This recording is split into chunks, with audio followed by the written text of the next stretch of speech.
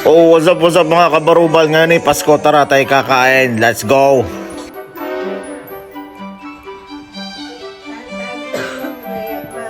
At dahil nga po Pasko, maganda ang hayin at espesyal ang pagkain. Mamantika ang bibig. Ay, pagkain ni Bren.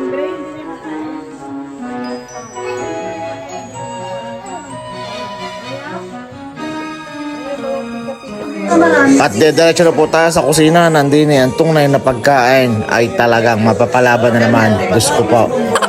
At syempre kahit po tayo nasa Italy, ang ating pagkain ay pagkain Pilipino. Meron po tayong mga chupageti, merong kare-kare, may embutido, may kaldereta, at kung ano-ano pa, basta't madami.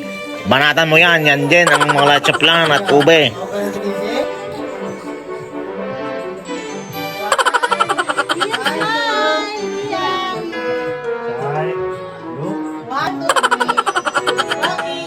Siyempre Louie. Ito po ang sinasabing expectation versus reality, pandali sa loob ng kusina. At kapag ganitong mga gutom nga ay pandali, wala mo nang imikan, galit-galit. Come on, let's go. Kambeng!